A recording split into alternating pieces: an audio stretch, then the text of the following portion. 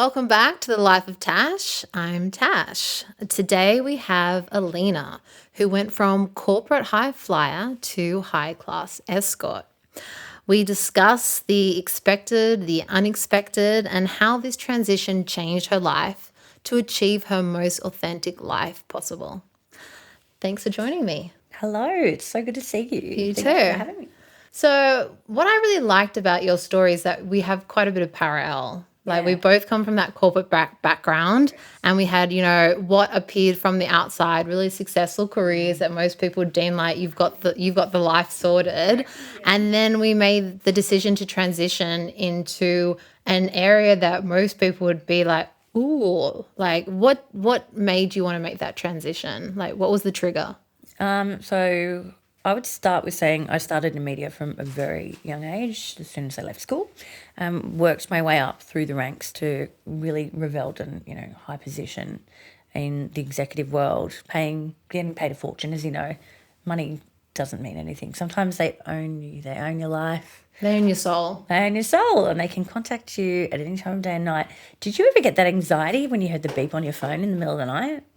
I mean, I sleep with phones on silent, but it's not unusual to, be answering emails before, midnight, or to be working on something for the next day all night long. And then I really hated, you have to get up at 5 a.m. and fit in, because, I'm an avid exerciser, and I used to be running a lot back then. Certainly, yeah. So I'd get up at 5 a.m. just to fit my run in, so I would be able to get to the office in time. And I just, it's Yeah, Groundhog too much. Day. I know. Well, I mean, similar to you, I would get up early, 3 a.m., drive up the coast, ride my horse because I was riding at a very elite level at that time, get ready in the stables, and go into the office probably with some hay in my hair and get there by 7 a.m. It was a 7 till 7 job, and then you had, work events afterwards. So again, like Groundhog Day, constantly tired, just absolutely exhausted. And yeah, it was really not great for my health or well-being. So yeah, there was a change that needed to happen. Also, in the corporate world, my last role, my company was sold to a really evil, I'm going to call them evil company. And yeah, it just became untenable. And, it was a very glass ceiling, and there were some horrific behaviours by management. And so every day I prayed to the redundancy gods, and eventually I negotiated my way to getting what That's I how wanted. I went out, was through Yay! a requested redundancy. Which I think has helped us in our life, right? Well, I think it helps you then set up for the next bit. Correct. But what made you, what was the moment where you actually thought, I'm going to become a high-class escort? Well, one of my old bosses in media, we worked together in magazines. I think you would know her as Samantha X, really good friend of mine. I pretty much called her the day after and said I needed a bit of a pivot for a while. I want to save that money that I've been given and, yeah, just have a bit of fun along the way. And here we are 5 years later and still going. Wow. So, yeah, it was a really conscious decision on my part because I felt very comfortable sexually, but also I'd read a lot about it. I was inspired by Samantha. I had a few friends that were working on the side in the industry, and just thought I'd set up a new brand, but my own business, because you don't make money working for other people. That is so true. I tell my daughter that every day. Do you think that it was, because it kind of sounds like you kind of had a warm welcome to it because you knew someone. Yeah. It's not like you had to approach a random agency or something like a cold call. Do you think that made the leap a little bit easier for you? I think I translated some of my corporate skills in terms of the way that, yes, of course, I knew Amanda, but I rocked up like I would to a normal meeting. I'd already made a spreadsheet. I knew what I wanted to know. I wanted assurances on things, timeframes, financial plan, etc. It was probably a bit discombobulating for her. She's like, wow, okay, you're very organised. But that's how I think you and I both approach business just in general. Exactly. And I've talked about this, the skills that you learn in the corporate world or business world, they translate to this world as well. And I think it gives you a bit of a competitive advantage if you're taking a business approach to it, because that's what it is. Of course. And then you need to update your brand every few years unless it's someone you know very well, as such as a mutual friend of ours. But yeah, there was a face out period of time. There was then a face in, and yeah, I've just never looked back from that. But it is transferable skills. Oh, 100%.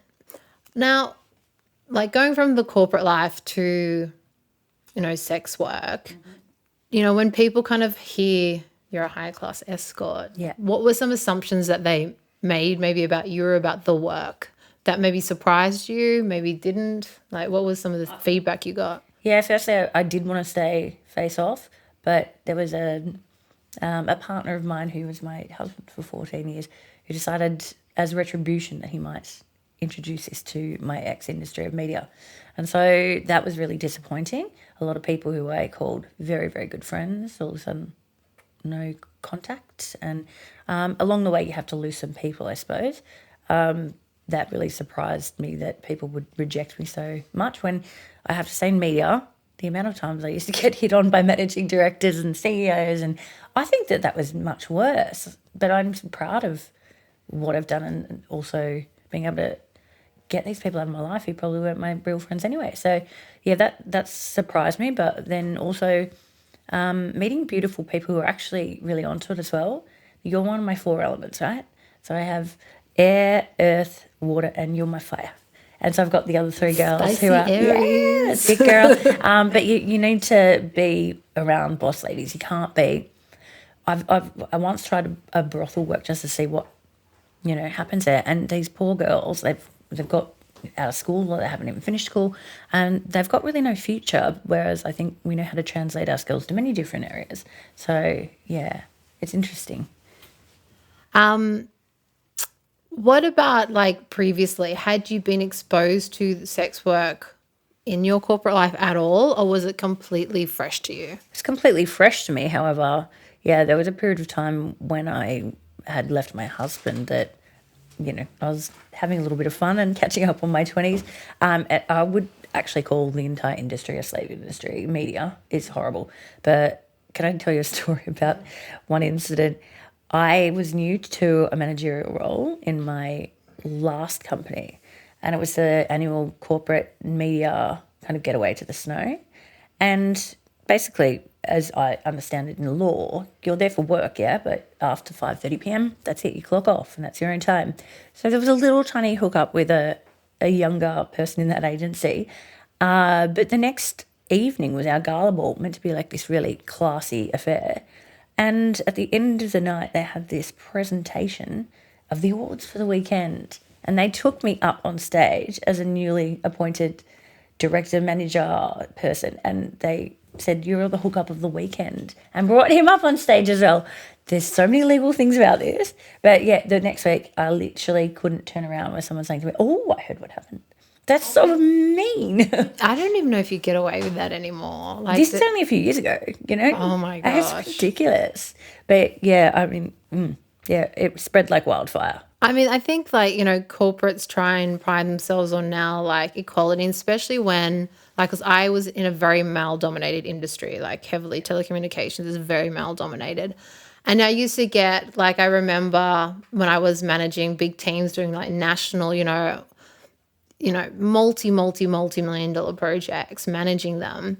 And some of the people I was managing are like kind of old ex-engineers, like. Living in the 70s. And I'd been like out of uni. I had my MBA by this point. I think I would have been probably in like my early 30s by this, and I'd still get the comment, "Oh, you just out of school."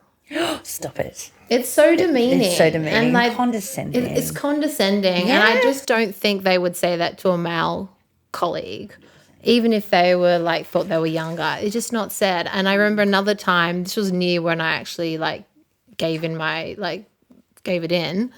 I was getting feedback from a project that I worked on from a general manager because I used to kind of get pimped out. So I was in a team of like managers, and then you get pimped out to manage special projects, very like high profile projects for the company. So I would get feedback not from my actual boss a lot of the time, but from another boss because I was working on the project. Yeah. And I was getting my like feedback. I'd done really well. Like I delivered the project, like, all tick, successful. Yeah. And then like his bit of criticism for me was, "Oh, sometimes in meetings you have a resting bitch face." And I was like, "Excuse me? Like, would you have said this to me if I'm a man?" And he's like, "Oh, no, it's not a gender thing." I'm like, bitch face. But would you call a man out for having a resting bitch And I face? said, that's just my face when I'm concentrating, which I do know. I know that sometimes when I'm like just sitting, listening and thinking really hard, that's what I have. But I'm like, You can't do. you can't say that shit. I know. It's And as soon as you ridiculous. bring up the word gender, they like back off. Like, Yeah. oh, no, it's not about that. Yeah, You know? I know. When it comes to like that transition again from like corporate, did you have to kind of, I know like there were skills that helped you, but were there certain things that you had to unlearn to make the transition? Not per se. I mean, I was always a very sexual person, extremely like a people person. So I think that was to my advantage. So the only thing I had to unlearn was, just kind of standing up for myself and, not standing up for myself in a different way, if that makes sense. I was, always a people pleaser in my business. So I had to kind of unlearn that behavior, I would say, and set some boundaries and learn boundaries that I hadn't had to learn before. It's like boundaries. I was going to ask you that. I was going to say, what about boundaries? And it's a massive one. It's like, and it's funny, the first few years of even doing my work, I'm like, I teach boundaries and I found I didn't actually have very strong ones myself. And then it really like in the last few years, like I got really good at it and I have extremely strong boundaries now. I know. Set KPIs for yourself. Yeah, but it's something you do have to like learn as you go. 100%. I mean, at the beginning of traveling overseas with clients, etc., I didn't really set boundaries in terms of sleep, me time, things that we could do during the day. But now I'm itinerary lady. I'm like, this is my schedule off time and this is where we're going shopping and this is what we're doing today. And I'm a bit of a boss with the itinerary. And do you think that's helped keep those relationships like on track where they like not blur the boundaries by having that kind of itinerary of I think the men need a bit of guidance sometimes. They're a little bit hopeless in terms of that. I'm really happy to give them what they want to a certain degree, but my key boundaries are just a bit of me time, downtime. We all need that. Oh, yeah. Yeah, totally. I always think about that because obviously I don't like go You're away too with busy people. all the time. I'm so busy, but I've never been like having to spend a week with a client. Like that's kind of not my work. Plus, obviously, I have a daughter that I have to look after. But I've always wondered that about that work. Like, what's it like to be on all the time? Yeah, and that's why I had to set that boundary about me time.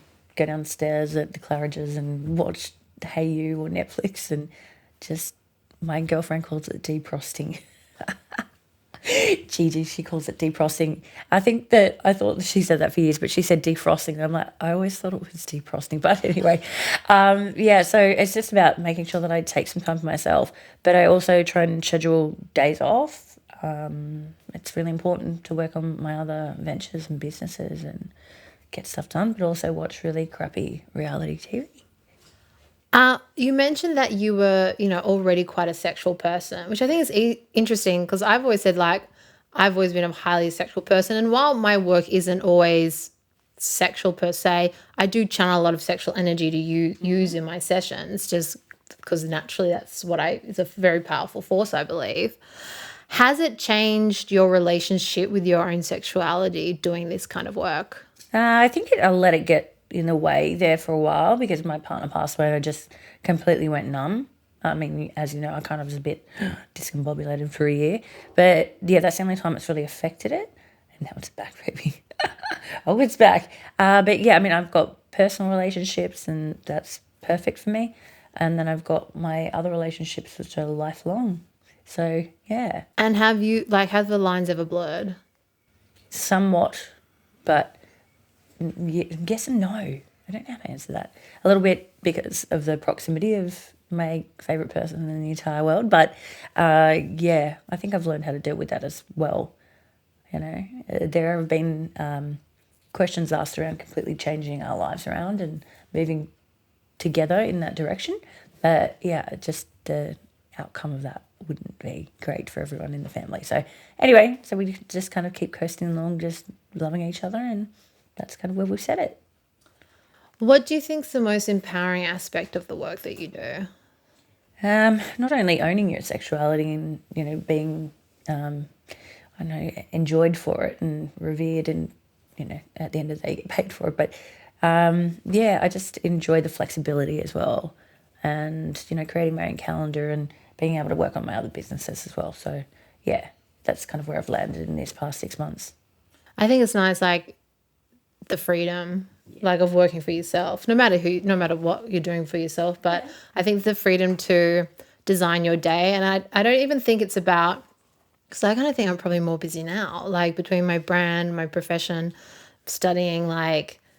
But the thing is, it doesn't feel like work. Yeah, that's it. Why before it's like I could tell you how many hours I worked that week because it was work. Yeah, Like I could tell totally. you the extra hours at night that I put in because it'd be my brain. Why here, like last night I worked into the night, but I don't remember a bit. Like to me, Yeah, it's exactly. just doing my thing because you love it, so you don't mind. And I think that's the gift that people don't see is like when you're not, like you said, slave to the Not beholden to the man. exactly. You need to be in here at 8:30, but we expect you in at 7 o'clock in the morning. Yeah, exactly. You don't mind because it's for something that's so aligned to your purpose.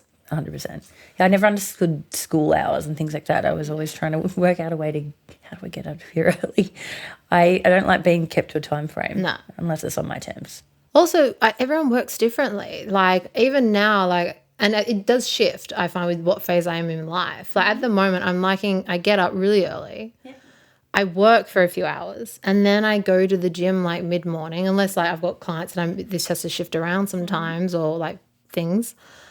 And then I come back and then I do it. Like I can fit my work and my study around how I like it. And on the days I have to go and pick up my daughter from school, like, you know what I mean? And that's just not something you can do so much easier when you're like working with someone else. Exactly. Are you a list maker? Like I'm a diary person. Okay. So then I put down. I like the tactile nature of writing every day. Yeah. What I want to achieve, not time frames. Yeah. But it gives me some sort of pleasure to draw a line through all of those things every day. I think if you set it up in your amygdala, in your brain, you're totally going to get it done in that day, in whatever order. And also my trick is that I put like my like 3 top things I want to achieve. It doesn't all have to be work stuff. It could be like spending time with my daughter, playing a game, cooking dinner. Rearranging a wardrobe for the 14th Yeah, time it could be into whatever, colour. like getting ready for a trip. Yeah. But like I used to try and like put way too much in a day and then you like don't achieve it. Yeah, it's just true. so different. So now I'm like, no, like your max is 3. 1 has to be your priority. Like this is my absolute priority today. Maybe 2 sub ones. And that's really helped me. Yeah, 100%. Conversely, like, we've talked about the things that you found really empowering from doing your work. What was some things that you found really challenging? Or any, like, as I said, societal stigmas that you found challenging to come up against? Yeah, look, I used to do quite a lot of touring when I started, and I found that to be quite, to my sense of being, quite demoralising. And someone tried to pay me in chips once when I was in Singapore. Egg chips, that's the thing. I was like, get out of my hotel room. Chips? Egg chips. Like for a casino? No, egg chips, like that you eat. Oh, eat. No. Anyway, he had to go. So, yeah, that kind of stuff makes me really angry. And I started feeling a bit demeaned, so I stopped doing, touring per se. That's just been that was really challenging for me. Yeah. Yeah. I think people always assume like high class escort, you're probably working with some really like powerful people. Like, do you see like a pattern with the type of client you have, like that they are like, powerful, successful? And do they have like certain characteristics in common you've noticed over the years? Okay, so when we're talking high-class escort, I think there's 2 sort of areas that you could define that in. Someone who's paid a lot of money, who's probably been very well filled with a lot of, cosmetic enhancements, gets in, does their job, gets paid a lot of money, and then dives out. Whereas I see it as more of a courtesan. So, you're their muse and they're your muse, and you're both beneficially getting energy and information and learning experiences from each other. So I think the pattern is not necessarily, they're all really intelligent people, otherwise I wouldn't see them, articulate, but also can have some fun as well. I think that's 2 different areas of high class escort, the definition per se. I do have a lot of really inspirational and high end, people in Sydney that, again, I can just sit there and have a wine with, or can go, to a like dodgy motel on a road trip, or, just experiences and fun, because we totally get each other. And I think people maybe underestimate like how important the non-sexual services you provide are. Like the fact that someone could have an intelligent conversation with you and that you can really hold your own. And the energy that you bring to it, I imagine, is like, to me, that's probably what they're paying. I mean, you can get sex. Yeah, totally. I know, but it might even come down to a home cooked meal that I make for them, or ironing their shirt when we're away. It's a nice relationship with no fighting, no disputes, no jealousy. It's just beautiful. So I think that's a lot of the currency as well. That's what they're paying for, is those little bits. Yeah, I know. It's like playing house whilst traveling, or just hanging out, or reading something together, or listening to something together, or going to a concert, or I don't know, a symphony was the most recent one at the Opera House. I love that stuff. Yeah. Has it changed at all your view of like men or masculinity or anything like that? To a certain degree, I've realised who the creeps are in this world, to the nth degree. Because, yes, as I said, I was quite newly single after a very long marriage and just couldn't pick and choose because I'd missed out on all my 20s. And now I've learned so much about what I don't want. And so I think I really bless them for that. It's been beautiful. Do you think you can probably read men a lot easier now? Like, Oh, yeah. Yeah. Yeah. I know what I'm dealing with straight away. You too, though, right? I mean, yeah, I can. You definitely can. I can definitely read people a lot easier. And I mean, for me, energy is the big one because I'm playing with so much energy, and also just picking up energy because I start all my sessions picking up on people's energy, like because that will guide the session. But also, I think energy is a strange one because it's when you open the channels up. It can get overwhelming. Like just on the weekend, me and my husband walked into the city on Sunday and there was a protest for Palestine and it was so heated and emotional. You took that And all to on be board. honest, like I don't really, like I made a very conscious decision during COVID not to watch too much news anymore. Yeah, like of I know course. what's going on, but I don't get too all involved fake in it. anyway. It's too much. Yeah. But I was basically like then walking down the street, like holding back tears. My husband's like, what the fuck? And I'm like, I literally could feel the energy from the people just on me. And I said, you don't understand. Like I spend my life attuning to people's energy. I can pick up on it very quickly.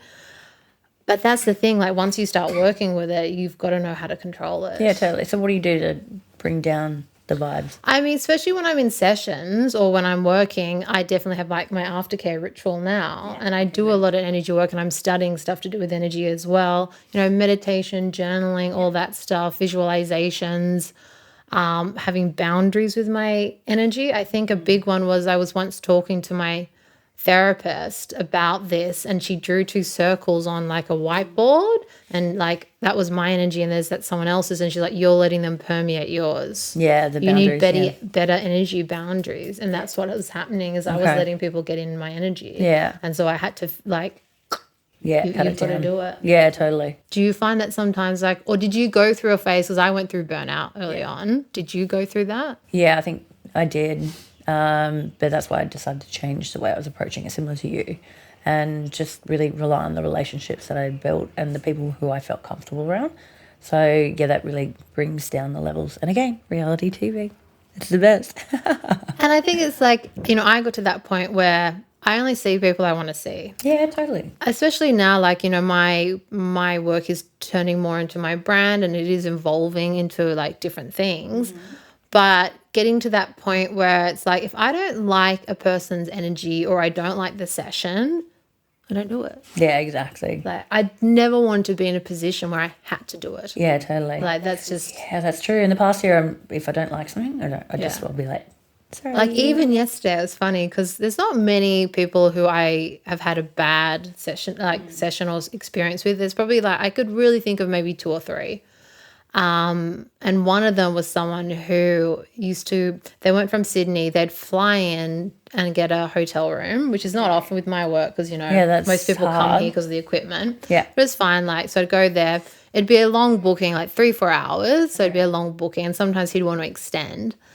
And it was a very high-paced session. Wow. He would be getting on it, which is very unusual in my work because it normally dampens the experience. Like in BDSM, people want to be present, right? But look, he can do what he wants to do, but he'd get very high. It was a very fast-paced session. The energy just was so off. I didn't like it. Was he paranoid?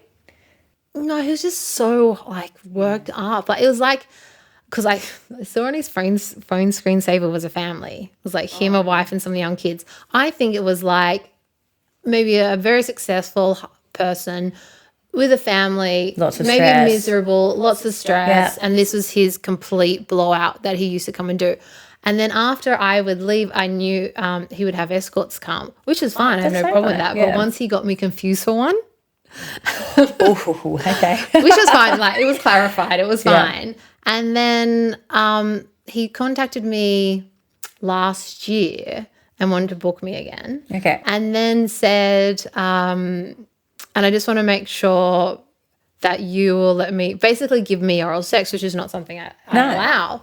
And because last time I paid extra for it, but you didn't give it. And I'm like, no, Did you? No, that I didn't think you're- happen. And it's very easy for me to remember that because Yeah. it's never done. It's not like I can confuse it with someone else. It's like, I don't do that. So I said that never happened. Basically, I'm not getting an argument with you. I'm not seeing you. Yeah. And I was already at that point where I'm like, I don't even want to do this client anymore. Totally. So I was probably going to turn it Yeah, down. I really dislike that kind of business. I know. And then I got a message yesterday, and the only way you can have my phone number is if you're a client because you don't get my phone number until you paid a deposit and it's the day before and blah, Certainly, blah, blah. yeah. And I got a message on my business number that was not registered. And then I'm like, sorry, this number isn't registering. Can you give me the email you use? And I looked it up, and he'd used a few different emails. And so it didn't come up with that one, and it came up from an email chain from years ago, like years ago. And I'm like, but I think it, I'm like, I think it's okay. him. I'm not Yeah. sure. And then I kind of remembered the other email addresses, looked them up, and it was the same first name, different last name. And I'm like, no, this is definitely like him because it was an out call. I don't get many out calls. Yeah. And I'm like, did you used to message me under this other name? And he's like, yes. And I'm like, we've already had this conversation. Yeah, I it's will not never be. happening. I will never be seeing you. Like, and I think it's just like being in that position to be like, I am not letting someone else's energy Yeah. control me. 100%. And that's what it is. Like, it's a horrible position to be in. Well, yeah, in a similar position, it was years ago when I was in where was I, in Melbourne with one of my fellow friends in the industry, and I was new in the industry, and I made the mistake of having someone overnight, but it was all cash and there was no deposit. And I'm not kidding, this guy has been stalking me for the entire time. I get phone calls every day. Even our mutual friend has picked up the phone and said, don't ring her again. It's been, taken to the police a number of times. And he keeps changing accent because he's Canadian. I know it's you. Just go away. He's tracked down my personal number now. It's getting a bit scary, but I'm hoping that the geographical boundaries mean that he doesn't find out any more information because that scares me. So cameras everywhere. I mean, it is something that you do need to be aware of in this line of work. I mean, and have your proper screening process and things like that. I certainly have mine. I'm sure you have yours. Oh, 100% now, yeah. But on the general, have you had pretty positive experiences? Yeah. Like, Absolutely, yeah. I've met a lot of lovely people that I'll call friends for my life that we no longer, have a business relationship. We have similar interests, and a lot of, mutual friends in the horse riding world, for instance. That's one person. But yeah, I mean, unless I was touring, kind of sucked the life out of me. Just felt, how am I worth 2 packets of egg chips? They're disgusting, by the way. They're horrible. I hope you got lots of packets. They're a national You could treasure have for the resold them on Singaporeans. Amazon. There is a bit of a myth out there that, sex work is like terrible and it's demonized and it exploits women and stuff, which I think there is obviously that side to it. But what would you say in response to that? Again, I'll break it up into maybe even 3 categories. You've got the really young, influenced people within the industry who, again, I was doing a bit of a litmus test to see what the other side was like, and I was just horrified by the way that they thought of themselves and the things that they would do. And then you've got your sort of middle ground where, yes, you are charging a reasonable amount of money, but, maybe studying, and that's a detriment of your study. But then you've got the people that really approach it like a partnership and a relationship and, only around good people. So, yeah, I do really feel my heart goes out for the people that I met a few times through the really low end of the spectrum. And I think that's what people they group it into buckets. Like there's only like one way of doing sex work, which is you're exploited. And there is a lot of exploitation like all over the That world. level, But they don't understand that there is the other end of the spectrum. Yeah. Whereas people who are empowered and they've made the choice to go into this work and they're doing it from a power stance. Yeah, totally. And I think that's a decision you and I have made, and the brands that we've built and the people we surround ourselves with. So, do you feel that you carry like society shame at all? Like, did you ever have to deal with feeling the shame of society of what you do? Yeah, I mean, initially, as I mentioned to you, there was emails and things that went out around the industry, so I did feel the shame then. But I'm a very honest person. I wear my heart on my sleeve, as you know. My parents are, in support. My family's in support, my little sister. And I only surround myself with friends that do boost me up and don't bring me down. Anyone that has been, a little bit judgy of it, again, you just kind of lose those people over time. So, yeah, there are stigmas, but I actually don't really care because, the people that I love me, and I don't just do this like you. We have businesses, we build brands, we're doing stuff with our lives as well. But this is our, this is something that we enjoy doing. Yeah. So why not? Yeah, exactly. And I think, I've always been like loud and proud of what I do. Someone asks me what I do, like I tell them. Yeah, I know, me too. Yeah, like I think that is, it's so powerful when you have that. Like you're not hiding in the shadows. So it's like there's that bit of buying into the shame of society. It's like, no. Yeah. And also when you're like, I'm also in the position where I'm working with people who are a lot of the time very ashamed of their submission or their kinks. And I've just felt like, how can I tell you that you should be empowered with your submission or kinks or what are your fantasies or whatever it is if I'm not? Like if I'm just being like, we don't sneak around the shadows here. If anyone asks me what I do, I list my businesses, including this. So, yeah, I'm column A, column B, and I'm very proud of all of them. Do you think that there's like fundamental differences about, commodifying intellectual labor? Like I kind of feel like society, we're fine to sell our brains. Oh, yes. But society has a big problem when you're selling sex or like intimate labor. That's so true. I'm just thinking of the experiences a lot of us have been through, including Samantha. You're allowed to apply for a loan or a credit card or, things like that when you're in a perceived, normal business, even if it's horrible things like detrimental to the environment. But then we get classed in another area. You can't get a home loan. You can't get a credit card. I'm lucky I was already installed with all these things, but it's just, it's not fair. Yeah. It's not fair, and government policies don't let us get away with a lot of things financially. But, I mean, government policy needs to change across this industry.